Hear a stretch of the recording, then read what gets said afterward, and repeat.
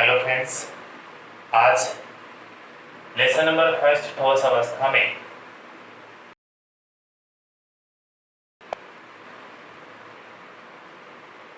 संकुलन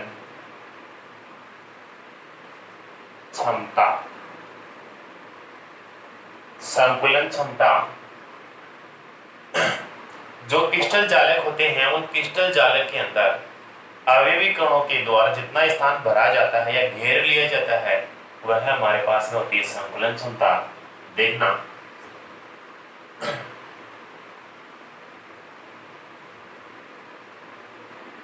उपलब्ध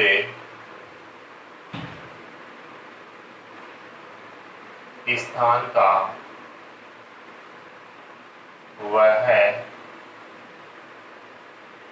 प्रतिशत जो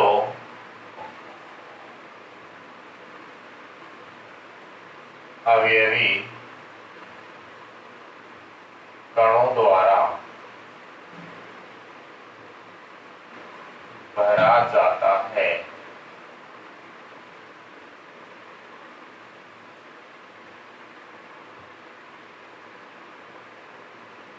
संकुलन क्षमता कहलाती है। जितना स्थान अवयवी कणों के द्वारा घेरा जाता हुआ है संकुलन क्षमता कहलाती है। नेक्स्ट, संकुलन क्षमता को निम्न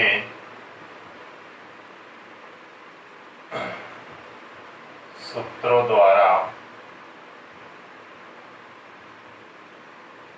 ज्ञात कर सकते हैं। निम्न सूत्रों द्वारा संकुलन क्षमता को ज्ञात कर सकते हैं। तो मैं ऐसा बोलूं,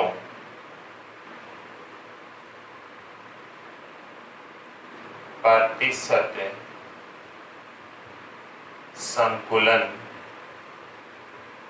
क्षमता बराबर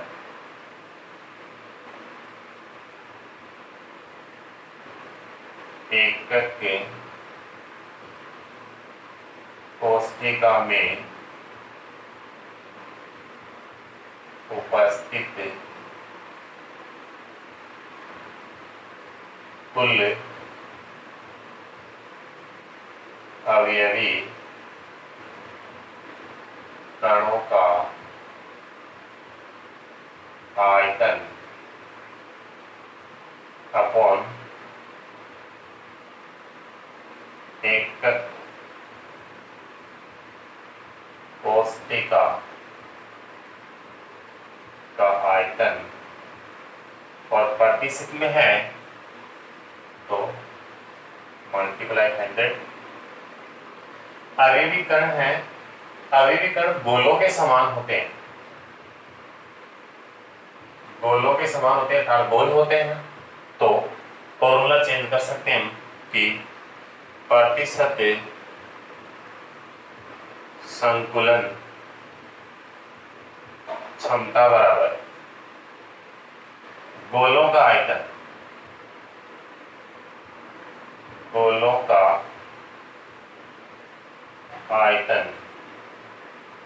और जो एक एक कोष्ठिका है वो घन होता है, हमारे पास में क्यूब होता है।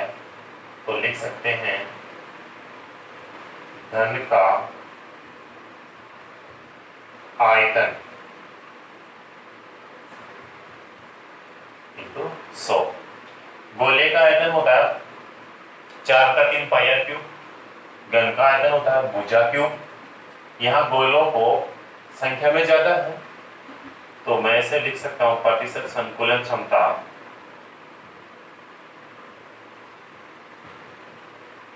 बराबर n, खूब सारे गोले हैं इस स्थान से n इंटू 4 का 3 पाई आर क्यूब अपॉन भुजा क्यूब घन का आयतन इंटू सो इस फॉर्मूले की सहायता से हम संकुलन क्षमता ज्ञात कर सकते हैं। किस किस में ज्ञात कर सकते हैं? एफसीसी में ज्ञात कर सकते हैं, बीसीसी में ज्ञात कर सकते हैं, एससीसी में ज्ञात कर सकते हैं। हमारे सिलेबस के अकॉर्डिंग इनमें हम संकुलन क्षमता ज्ञात करते हैं। तो सबसे पहले इसके अंदर हम संकुलन क्षमता ज्ञात करेंगे।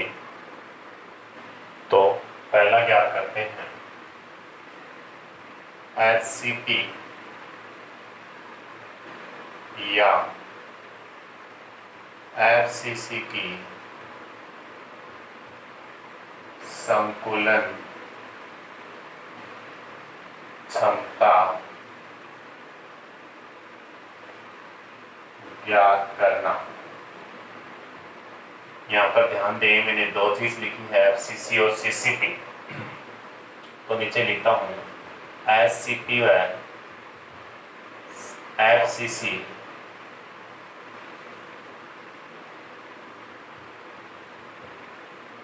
दोनों की संकुलन क्षमता बराबर होती है। इसलिए एफसीसी की सहायता से संकुलन क्षमता ज्ञात करना। एफसीसी हमने देखा है कि फलक केंद्रित होता है, फेस सेंटर्ड होती है। तो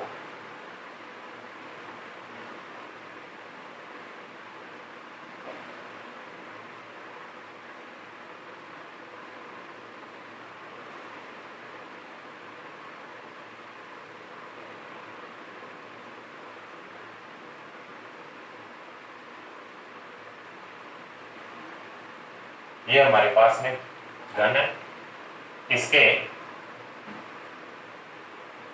कोनों पर तो अवयवीकरण होते ही होते हैं,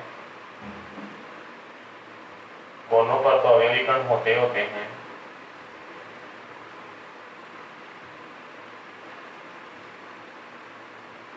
साथ में एफसीसी है तो एक फेस के बीच में भी होगा। फेस का मतलब फलक, हमारे पास में 6 फलक होंगे, एक ऊपर वाले फलक के केंद्र में, एक ये वाला फलक है इसके केंद्र में, एक ये वाला फलक है इसके केंद्र में, और एक ये वाला फलक है इसके केंद्र में।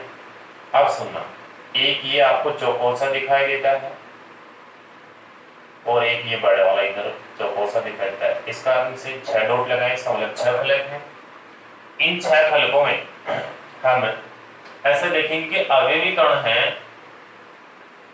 वो अपने कोनों के साथ साथ फलक पर भी स्थित है, लेकिन इनकी सहायता से हम ये दिखने में ऐसे दो डॉट है, जबकि ये एटम और ये एटम आपस में टच होते हैं, ये एटम भी टच होता है, मतलब ये बड़े होते हैं, इस कारण से एक दूसरे के टच होते हैं ये एटम। तो यहाँ पर मैं किसी भी एक फलक को लेता हूं, जैसे एक फलक ले लिया मैंने, एक फलक है, इसमें एटम यहाँ है, यहाँ है, यहाँ है, यहाँ है और यहाँ भी है। तो 2 पर यहाँ है, तो सारे एटम एक दूसरे के टच हैं, तो इनकी साइज बड़ी होती है, साइज होती है वो बड़ी होती है।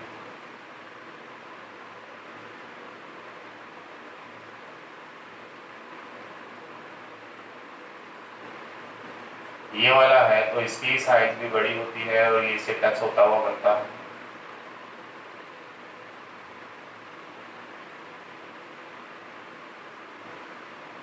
तो ये वाला होता है तो इसकी साइज भी बड़ी होती है और ये इसके टच होता हुआ बनता है। अब देखो, इसमें जो काम की बात है वो सुनना ध्यान से। ये इसका इस गोले का केंद्र, ये इस गोले का केंद्र और ये इस गोले का केंद्र। अब ये घन की भुजा यहाँ से यहाँ तक a है, ये घन की भुजा इसका मान a है, ये घन की भुजा इसका मान a है और ये घन की भुजा इसका भी लंबाई a है। अब हम इनको छूटती हुई एक सीधी रेखा खींच देते हैं। इसका हमें माप पता नहीं है तो मैं यहाँ से यहाँ तक की जो दूरी है उसको मैं d मान लेता हूँ। ध्यान दे साथ में, ये d है तो d बराबर क्या लिख सकता हूँ, देखो ये गोला है तो इसकी जो यहाँ से यहाँ तक की त्रिज्या r हुई, यहाँ से यहाँ तक की इसकी त्रिज्या भी r हुई, और यहाँ से यहाँ तक इसकी त्रिज्या भी r, यहाँ से यहाँ तक इसकी त्रिज्या भी r, तो टोटल त्रिज्या कितने, 4 त्रिज्याएं हो गई, तो d बराबर 4r, d बराबर 4r। ये अपने पास में इसका रिलेशन प्राप्त हो गया। अब यहाँ पे इसका थोड़ा सा नंबरिंग कर देता हूँ। देखना, इस पॉइंट को नाम A, इसको B और इसको C। तो ये त्रिभुज बन गया। त्रिभुज, इसमें जितने त्रिभुज बनाते हैं हमें से तो लगभग समकोण बनते हैं। समकोण त्रिभुजों के लिए जो हमें पहले काम लेते हैं उसको बोलते हैं पाइथागोरस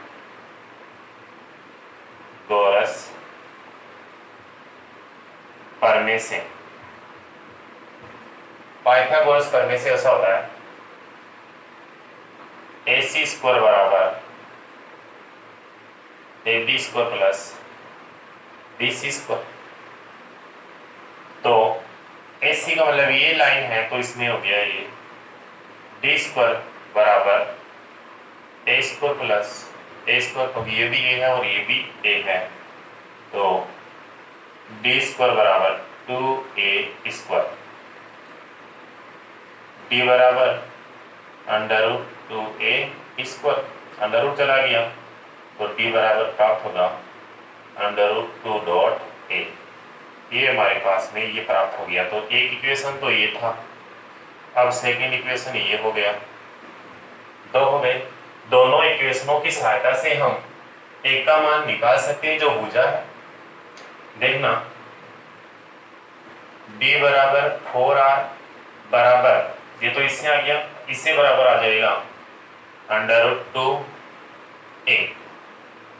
तो इन दोनों की सहायता से बोलूं तो A बराबर 4R अपॉन अंडर रूट 2। ये अपने पास में अभी है इसकी भुजा। ये भुजा है, लिखने की जरूरत भी नहीं, आपको पता है। सुनिएगा, हमें तो ज्ञात करना था FCC की संकुलन क्षमता। ये इतना काम इसलिए किया क्योंकि हमें यहाँ पर जो चीज पहले चाहिए उसको निकालना पड़ता है। FCC की संकुलन क्षमता निकालते हैं तो FCC की, मैं इसको शॉर्ट में बोलता हूँ PE, पेकिंग एफिशिएंसी। PE का मतलब क्या है, PE बराबर होता है पेकिंग एफिशिएंसी, जिसको मैं क्या बोल सकता हूँ, संकुलन क्षमता। तो अब शॉर्ट में PE बोल सकता हूँ या संकुलन क्षमता ज्ञात करना। फॉर्मूला था अपने पास में N इंटू 4/3 पाई R क्यूब अपॉन भुजा क्यूब इंटू 100। ठीक है, अब FCC की PE ज्ञात करेंगे तो N कैसे ज्ञात करते हैं। FCC के लिए N का मान, देखो जी एटम है वो कोनों पे तो होते ही होते हैं, तो N बराबर करेंगे तो 1/8, 8 कोने हो, 8 कोनों का भाग 1/8 होता है और टोटल 8 प्लस एक फलक का जो योगदान होता है वो 1/2 होता है इंटू टोटल कितने 6, तो हमारे पास में 1 + 3 बराबर 4। तो FCC के लिए N का मान कितना प्राप्त होगा 4। तो 4 इंटू, मैं लंबी लाइन दूं, यहाँ ऊपर 4 है, इसको मैं नीचे ट्रांसफर कर देता हूँ। ये पाई का मान 22 इंटू 7 R क्यूब इंटू 100, नीचे था भुजा क्यूब। भुजा ये रही, मैंने पहले कहा था इधर ये भुजा है, तो into 4 R upon under root 2 का क्यूब, इनका क्यूब करते जाएंगे तो हमारे पास में जो PE प्राप्त होगी वो क्या होगी, 4 into 4 into 2 R cube into, ये अंडर रूट ऊपर चला जाएगा तो अंडर रूट 2 का क्यूब, वैसे इसको हल करेंगे तो 2 √2 आ जाएगा और नीचे जो बचा है वो 3 इंटू 7 इंटू 4 के क्यूब इंटू r के क्यूब 100। r से r का मान कैंसिल हो जाएगा, बाकी सब वैल्यूज हैं, इन वैल्यूज को हल कर लेंगे, कैलकुलेट कर लेंगे हम, तो अपने पास में मान है वो पैकिंग क्षमता आ जाएगी 76%। बोर्ड में सीधा भी क्वेश्चन आ सकता है कि एफसीसी की संकुलन क्षमता कितनी आती है, तो आप डायरेक्ट 76% लिख के आएंगे। क्वेश्चन अगर 1 नंबर का है तो आप लोगों को उसमें पूरी कैलकुलेट करके आना पड़ता है। अगर इतना ही है तो अगर आधा नंबर का है तो आप डायरेक्ट इसमें संकुलन क्षमता लिख सकते हैं कि 76% एफसीसी की संकुलन क्षमता होती है। ये पहला हुआ एफसीसी।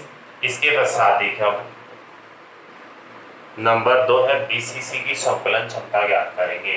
बीसीसी का मतलब बॉडी सेंटर्ड होता है, तो यहाँ पर अवयवी कणों कोनों के अलावा एक बीच में केंद्र भी पाया जाता है, जिसको हम काय केंद्रित संरचना बोल सकते हैं। इसकी स्ट्रक्चर देखिएगा,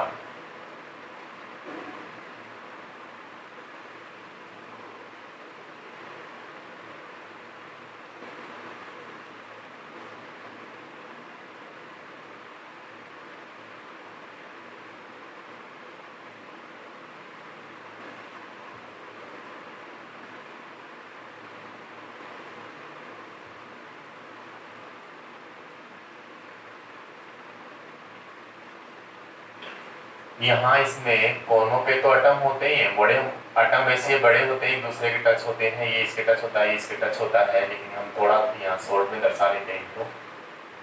अब एक एटम बीच, इसका मतलब बॉडी सेंटर्ड होता है, तो इस घन के बीच में होता है। एटम जितना ये है उतना ही बड़ा ये होता है। तो यहाँ पर इसकी थोड़ी लंबाई देखी जाए तो मतलब इसका आयतन कितना है, तो ये इसका आयतन है। ये एक एटम यहाँ कोने पर और था, तो ये एटम और बना देता हूँ।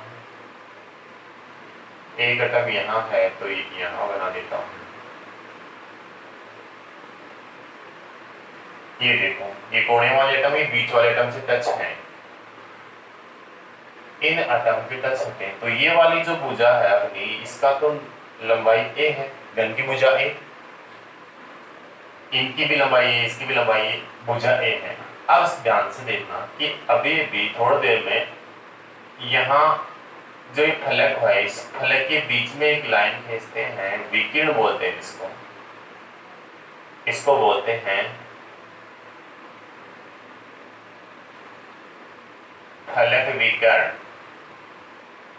और फलक विकर्ण का अभी थोड़ी देर पहले हमने जो मान निकाला तो वो फलक विकिरण का था, √2a पीछे निकाला था अभी एफसीसी में। और अब जो घन के बीचों बीच लाइन था, बीच वाला एटम था, तो यहाँ बीचों बीच लाइन खींचता हूं, तो ये अपने पास में हो गया, इसको बोलेंगे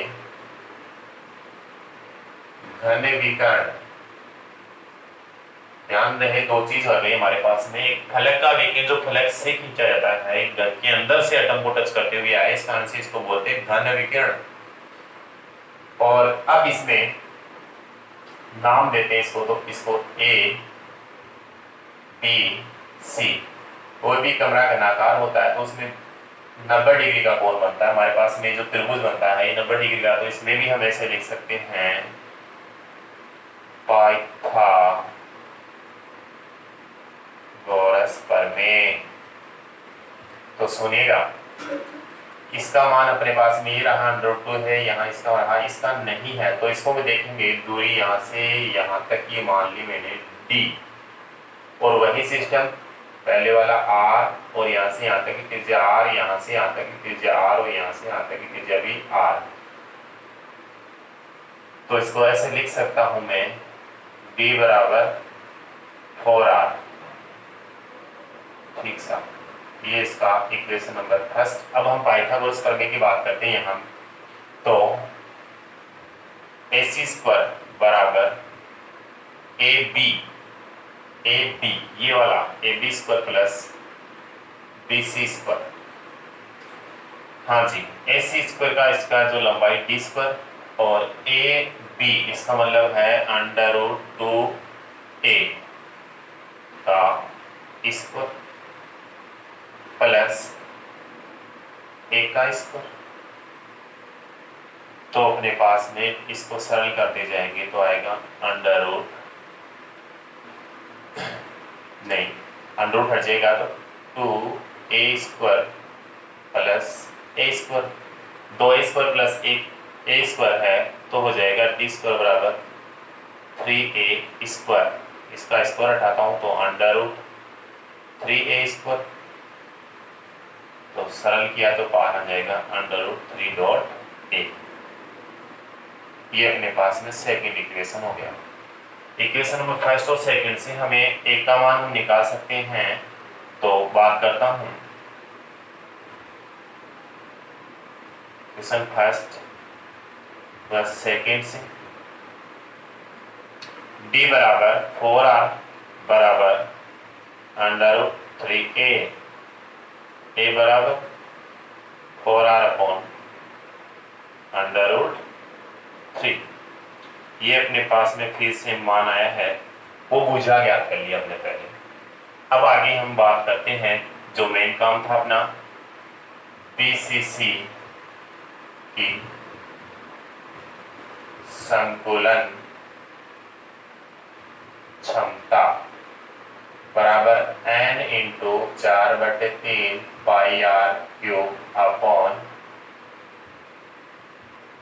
भुजा क्यूब इंटू 100। ये जो काम करना पड़ता है हमें पहले, वो इस सूत्र की वजह से करना पड़ता है क्योंकि इसमें भुजा निकालनी पड़ती है। तो भुजा इस तरह से हम ज्ञात कर सकते हैं। तो n है, n अभी थोड़ी देर पहले बताया था, एफसीसी में कैसे ज्ञात करते हैं यहाँ फिर से बता देता हूँ कि n बराबर होता है कि इसमें कोनों पर तो अटम होते हैं, तो 1/8 इंटू 8, ये का 8 कोनों, एक कोने का योगदान होता है और ये 8 इसकी संख्या होती है, प्लस कितना अटम है केंद्र में 1 और 1 है तो उसका केंद्र में पूरा योगदान 1 रहेगा। तो n बराबर 1 + 1।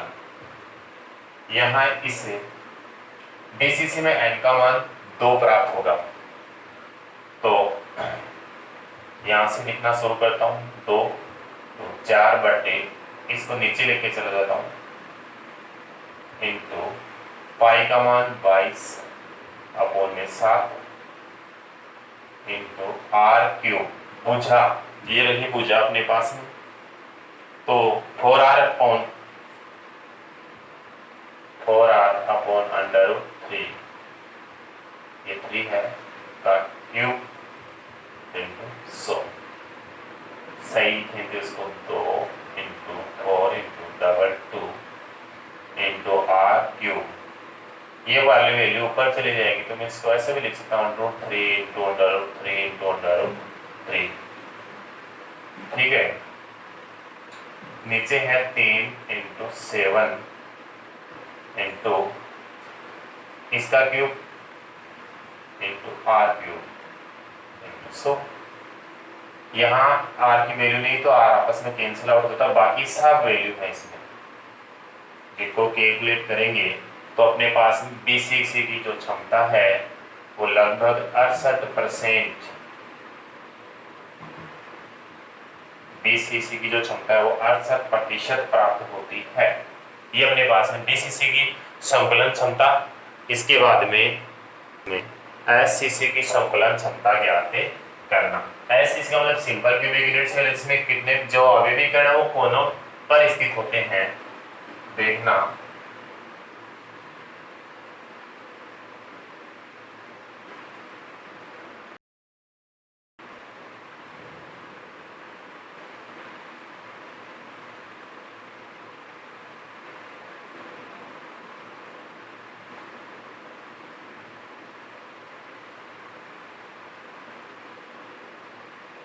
अवयवीकरण थे कोनों पर स्थित होते हैं केवल।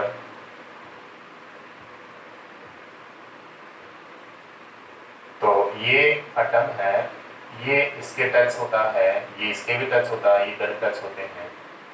ये यहाँ से इसकी लंबाई a, इसकी लंबाई भी a, इसकी लंबाई भी a, घन की भुजाएं इस एटम को हम बात करते हैं तो इसका पूरा राउंड ऐसे हो जाता है। तो यहां से यहां तक की लंबाई तो हमें पता है कि a है, लेकिन इसकी त्रिज्या r और इसकी त्रिज्या भी r, ये दोनों एटम टच हैं एक दूसरे से। सिंपल क्यूबिक यूनिट सेल की बात है, बोले तो SCC। अब सुनना इसमें पहली बात a बराबर 2r, ये हो गई इसकी भुजा। अब सुनना SCC की संकुलन क्षमता फॉर्मूला वही है, n इंटू 4/3 पाई r क्यूब अपॉन भुजा क्यूब इंटू 100। भुजा अपने पास में आ चुकी है, निकालिए हमने n। SCC के लिए n का मान अभी बताया था, SCC के लिए n का मान 8 कोणों पे योगदान 1/8 इंटू ये, तो n बराबर 1, ये हो गया इसका। तो SCC की संकुलन क्षमता बराबर n का मान 1। देखो इसको 4 ऊपर 3 नीचे लिख सकता हूँ। पाई का मान 22/7 गुणा r क्यूब। हाँ जी, नीचे बचा है वो देखते हैं क्या, कि जो a का मान भुजा a है तो 2r इंटू 2r का क्यूब 100, तो 4 into 2r cube upon 3 into 7 into 2 का क्यूब r क्यूब। जो वैल्यू नहीं है अपने पास में वो कैंसिल आउट हो चुकी है यहाँ, बाकी जो कैलकुलेट कर लेंगे तो इसका मान आएगा समथिंग 52.4%। ये है SCC की संकुलन क्षमता, टेकिंग एफिशिएंसी। Thank you.